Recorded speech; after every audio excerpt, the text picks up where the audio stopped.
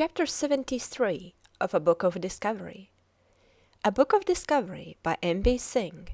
Chapter 73 The Quest for the South Pole. An American had placed the Stars and Stripes on the North Pole in 1909. It was a Norwegian who succeeded in reaching the South Pole in 1911. But the spade work which contributed so largely to the final success had been done so enthusiastically by two Englishmen that the expeditions of Scott and Shackleton must find a place here before we conclude this book of discovery with Amundsen's final and brilliant dash. The crossing of the Antarctic Circle by the famous Challenger expedition in 1874 revived interest in the far south. The practical outcome of much discussion was the design of the Discovery, a ship built expressly for scientific exploration, and the appointment of Captain Scott to command an Antarctic expedition. In August 1901, Scott left the shores of England and by way of New Zealand crossed the Antarctic Circle on 3rd of January 1902. 3 weeks later he reached the Great Ice Barrier, which had stopped Ross in 1840. For a week Scott steamed along the barrier. Mounts Erebus and Terror were plainly visible, and though he could nowhere discover Perry Mountains, yet he found distant land rising high above the sea, which he named King Edward VII's Land. Scott had brought with him a captive balloon, in which he now rose to a height of 800 feet, from which he saw an unbroken glacier stream of vast extent stretching to the south. It was now time to seek for winter quarters, and Scott, returning to M. Murdo Bay, named by Ross, found that it was not a bay at all, but a strait leading southward. Here they landed their stores, set up their hut, and spent the winter, till on 2nd of November 1902 all was ready for a sledge journey to the south. For 59 days Scott led his little land party of 3, with 4 sledges and 19 dogs, south. But the heavy snow was too much for the dogs, and one by one died, until not one was left, and the men had to drag and push the sledges themselves. Failing provisions at last compelled them to stop. Great mountain summits were seen beyond the farthest point reached. "We have decided at last. We have found something which is fitting to bear the name of him whom we most delight to honour," says Scott, "and Mount Markham it shall be called in memory of the father of the expedition." It was 30th December when a tremendous blizzard stayed their last advance. Chill and hungry, they lay all day in their sleeping bags, miserable at the thought of turning back, too weak and ill to go on. With only provisions for a fortnight, they at last reluctantly turned home, staggering as far as their depot in 13 days. Shackleton was smitten with scurvy. He was growing worse every day, and it was a relief when on 2nd February they all reached the ship, alive, as near spent as 3 persons can well be. But they had done well. They had made the first long land journey ever made in the Antarctic. They had reached a point which was farthest south. They had tested new methods of travel. They had covered 960 miles in 93 days. Shackleton was now invalided home, but it was not till 1904 that the Discovery escaped from the frozen harbour to make her way home. Shackleton had returned to England in 1903, but the mysterious South Pole, amid its wastes of ice and snow, still called him back, and in command of the Nimrod he started forth in August 1907 on the next British Antarctic expedition, carrying a Union Jack, presented by the Queen, to plant on the spot farthest south. He actually placed it within 97 miles of the pole itself. With a petrol motor car on board, Eskimo dogs, and Manchurian ponies, he left New Zealand on 1st January 1908, watched and cheered by some 30,000 of his fellow countrymen. 3 weeks later they were in sight of the Great Ice Barrier, and a few days later the huge mountains of Erebus and Terror came into sight. Shackleton had hoped to reach King Edward VII's Land for winter quarters, but a formidable ice pack prevented this, and they selected a place some 20 miles north of the Discovery's old winter quarters. Getting the wild little Manchurian ponies ashore was no light job. The poor little creatures were stiff after a month's constant buffeting, for the Nimrod's passage had been stormy. One after another they were now led out of their stalls into a horse box and slung over the ice. Once on terra firma they seemed more at home, for they immediately began pawing the snow as they were wont to do in their far-away Manchurian home. The spacious hut brought out by Shackleton was soon erected. Never was such a luxurious house set up on the bleak shores of the polar seas. There was a dark room for developing, acetylene gas for lighting, a good stove for warming, and comfortable cubicles decorated with pictures. The dark room was excellent, and never was a book of travels more beautifully illustrated than Shackleton's Heart of the Antarctic. True, during some of the winter storms and blizzards the hut shook and trembled, so that every moment its occupants thought it would be carried bodily away, but it stood its ground all right. The long winter was spent as usual in preparing for the spring expedition to the south, but it was 29th of October 1908 before the weather made it possible to make a start.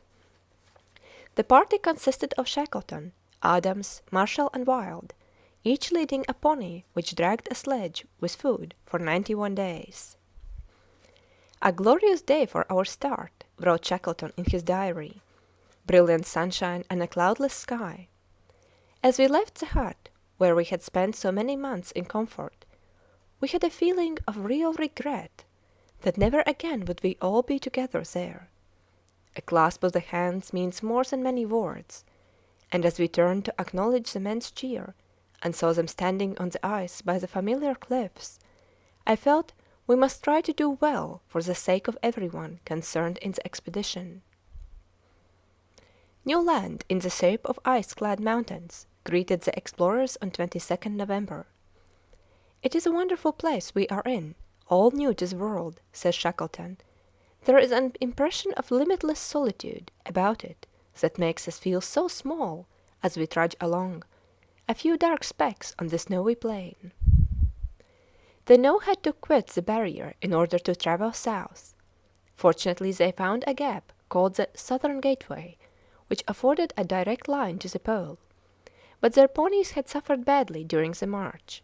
They had already been obliged to shoot 3 of them, and on 7th December the last pony fell down a crevasse and was killed. They had now reached a great plateau some 7,000 feet above the sea. It rose steadily towards the south, and Christmas Day found them lying in a little tent, isolated high on the roof of the world, far from the ways trodden by man. With 48 degrees of frost, drifting snow, and a biting wind, they spent the next few days hauling their sledges up a steep incline. They had now only a month's food left. Pressing on with reduced rations, in the face of freezing winds, they reached a height of 10,050 feet. It was the 6th of January, and they were in latitude 88 degrees, when a blinding, shrieking blizzard made all further advance impossible. For 60 hours the 4 hungry explorers lay in their sleeping bags, nearly perished with cold. The most trying day we have yet spent, writes Shackleton, our fingers and faces being continually frostbitten. Tomorrow we will rush south with the flag. It is our last outward march. The gale breaking, they marched on till 9th of January, when they stopped within 97 miles of the pole, where they hoisted the Union Jack and took possession of the great plateau in the king's name. We could see nothing but the dead white snow plain. There was no break in the plateau as it extended towards the pole. I am confident that the pole lies on the great plateau we have discovered, miles and miles from any outstanding land. And so the 4 men turned homewards. Whatever our regret may be, we have done our best, said the leader somewhat sadly. Blinding blizzards followed them as they made their way slowly back. On 28th of January they reached the great ice barrier. Their food was well nigh spent. Their daily rations consisted of 6 biscuits and some horse meat, in the shape of the Manchurian ponies they had shot and left the November before.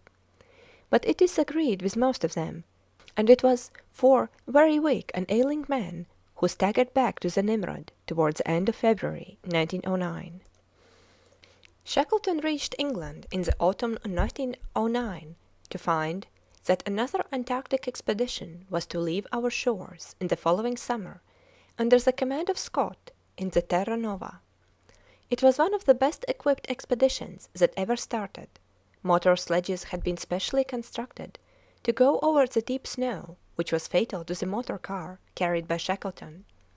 There were 15 ponies and 30 dogs. Leaving England in July 1910, Scott was established in winter quarters in McMurdo Sound by 26 January 1911. It was November before he could start on the southern expedition. We left Hut Point on the evening of 2nd November. For 60 miles we followed the track of the motors, sent on 5 days before. The ponies are going very steadily. We found the motor party awaiting us in latitude 80½ degrees south. The motors had proved entirely satisfactory, and the machines dragged heavy loads over the worst part of the barrier surface, crossing several crevasses. The sole cause of abandonment was the overheating of the air-cooled engines. We are building snow cairns at intervals of 4 miles to guide homeward parties, and leaving a week's provisions at every degree of latitude. As we proceeded, the weather grew worse, and snowstorms were frequent. The sky was continually overcast, and the land was rarely visible. The ponies, however, continued to pull splendidly. As they proceeded south, they encountered terrific storms of wind and snow, out of which they had constantly to dig the ponies. Christmas passed, and the new year of 1912 dawned. On 3rd of January, when 150 miles from the Pole, "I am going forward," says Scott, "with a party of 5 men with a month's provisions, and the prospect of success seems good, provided that the weather holds, and no unforeseen obstacles arise." Scott and his companions successfully attained the object of their journey. They reached the South Pole on 17th January, only to find that they had been forestalled by others. And it is remarkable to note that so correct were their observations that 2 parties located the pole within half a mile of one another. Scott's return journey ended disastrously. Blinding blizzards prevented rapid progress, food and fuel ran short, till the weakened men struggled bravely forward, till, within a few miles of a depot of supplies, death overtook them. Scott's last message can never be forgotten. "I do not regret this journey, which has shown that Englishmen can endure hardship, help one another, and meet death with as great fortitude as ever in the past. Had we lived, I should have had a tale to tell of the hardihood, endurance, and courage of my companions, which would have stirred the heart of every Englishman. These rough notes and our dead bodies must tell the tale. But surely, surely, a great rich country like ours will see that those who are dependent upon us are properly provided for." It was on 14th December 1911 that Captain Amundsen had reached the Pole. A Norwegian, fired by the example of his fellow countryman, Nansen, Amundsen had long been interested in both Arctic and Antarctic exploration. In a ship of only 48 tons, he had, with 6 others, made a survey of the North Magnetic Pole, sailed through the Bering Strait, and accomplished the North-West Passage, for which he was awarded the Royal Medal of the Royal Geographical Society. On his return he planned an expedition to the North Pole. He had made known his scheme, and duly equipped for North Polar expedition in Nansen's little Fram, Amundsen started. Suddenly the world rang with the news that Peary had discovered the North Pole, and that Amundsen had turned his prow southwards, and was determined to make a dash for the South Pole. Landing in Whales Bay, some 400 miles to the east of Scott's winter quarters, his first visitors were the Englishmen on board the Terra Nova, who were taking their ship to New Zealand for the winter. Making a hut on the shore, Amundsen had actually started on his journey to the Pole before Scott heard of his arrival.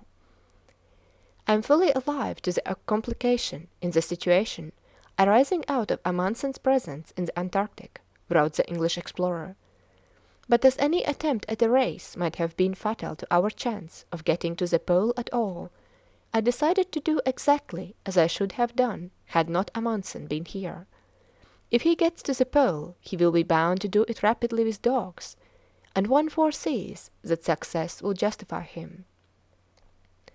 Although the Norwegian explorer left his winter quarters on 8th of September for his dash to the Pole, he started too early.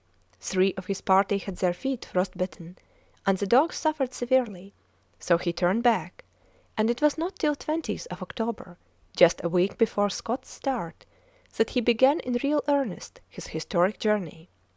He was well off for food, for whales were plentiful on the shores of the bay, and seals, penguins, and gulls abounded. The expedition was well equipped, with 8 explorers, 4 sledges, and 13 dogs attached to each. Amundsen is a splendid leader, supreme in organization, and the essential in Antarctic travel is to think out the difficulties before they arise. So said those who worked with him on his most successful journey. Through dense fog and blinding blizzards, the Norwegians now made their way south, their Norwegian skis and sledges proving a substantial help. The crevasses in the ice were very bad. 1 dog dropped in and had to be abandoned. Another day the dogs got across, but the sledge fell in, and it was necessary to climb down the crevasse, unpack the sledge, and pull up piece by piece, till it was possible to raise the empty sledge. So intense was the cold that the very brandy froze in the bottle and was served out in lumps. It did not taste much like brandy then, said the man, but it burned our throats as we sucked it. The dogs travelled well. Each man was responsible for his own team. He fed them and made them fond of him.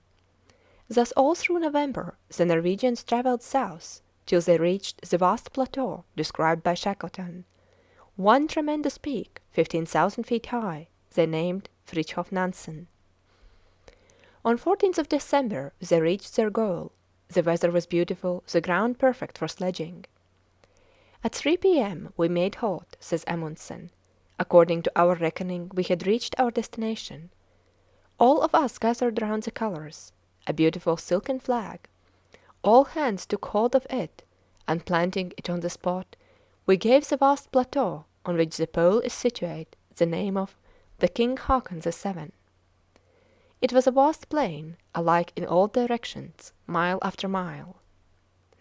Here in brilliant sunshine the little party camped, taking observations, till 17th December, when fastening to the ground a little tent with the Norwegian flag and the Fram pennant, they gave it the name Polheim, and started for home. So the North and South Poles yielded up their well-hoarded secrets after centuries of waiting, within 2.5 years of one another. They had claimed more lives than any exploration had done before, or is ever likely to do again. And so ends the last of these great earth stories, stories which have made the world what it is today, and we may well say was one of the most successful explorers of our times. The future may give us thrilling stories of the conquest of the air, but the spirit of man has mastered the earth. End of chapter 73.